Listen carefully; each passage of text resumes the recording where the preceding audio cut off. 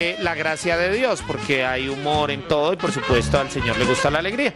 ¿Cómo le parece que Jesús, el maestro Jesús, Sí. creó un grupo? Sí. Entonces, ¿De WhatsApp? creó un grupo de WhatsApp. El grupo se llamaba Uno de ustedes me ha de traicionar. Se llamaba el grupo que Jesús creó. Y dijo el maestro Jesús, voy a añadirlos, uno de ustedes me va a traicionar. Ajá, y aparecieron mensajes. Pedro se ha unido, Lucas se ha unido, Mateo se ha unido. Cuando se quedó mirando y dijo, ve, qué raro, Jesús se ha retuiteado. ¿Cómo? Pues, eso, no, estaba ahí el maestro Jesús mirando el grupo de WhatsApp que creó, que decía, uno de ustedes me ha de traicionar.